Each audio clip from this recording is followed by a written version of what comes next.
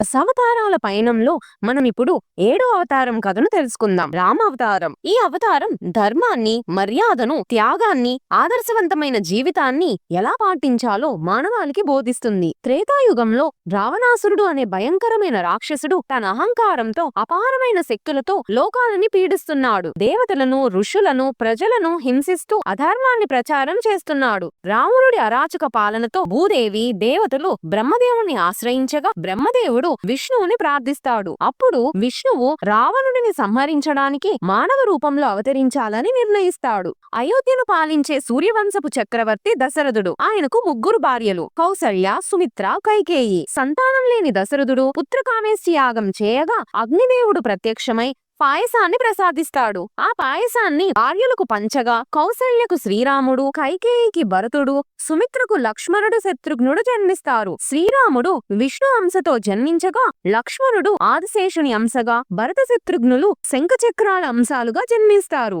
రాముడు బాల్యం నుంచే ధర్మబద్ధుడిగా, వినయశీలిగా, గురువుల పట్ల భక్తితో, ప్రజల పట్ల ప్రేమతో పెరిగాడు. విశ్వామిత్ర మహర్షి యాగరక్షణ కోసం రాముడిని, లక్ష్మణుని వెంట తీసుకెళ్తాడు. అక్కడే రాముడు తాటకిని సంహరించి అహల్యకు శాప విమోచనం కలిగించి శివధనస్సును విరిచి సీతను వివాహం చేసుకుంటాడు.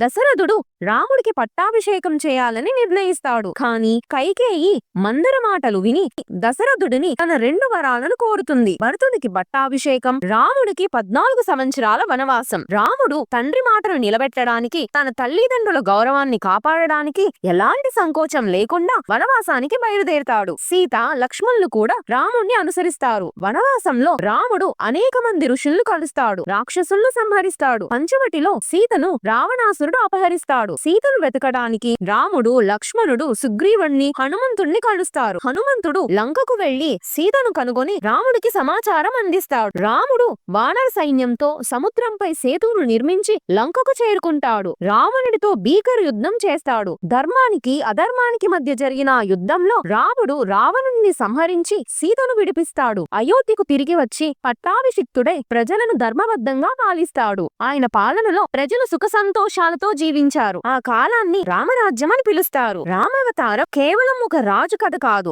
ఇది ఒక ఆదర్శవంతమైన కొడుకు, భర్త, సోదరుడు, స్నేహితుడు, రాజు కథ. రాముడు తన జీవితం ద్వారా ధర్మాన్ని, మర్యాదను, త్యాగాన్ని, కష్టాలను ఎదుర్కొనే ధైర్యాన్ని, క్షమాగుణాన్ని బోధించాడు. ప్రతి సంబంధంలోనూ ఎలా ఆదర్శంగా ఉండాలో చూపించాడు. ఇది దశావతారాల్లో 7వ మెట్టు, రామావతారం. ఇంకా అద్భుతమైన దేవకథల కోసం ఈ వీడియో నచ్చితే లైక్ చేయండి, షేర్ చేయండి, మా ఛానల్ కు సబ్స్క్రైబ్ అవ్వండి. తరువాతి ఎపిసోడ్ లో కృష్ణావతారంతో మళ్ళీ కలుద్దాం.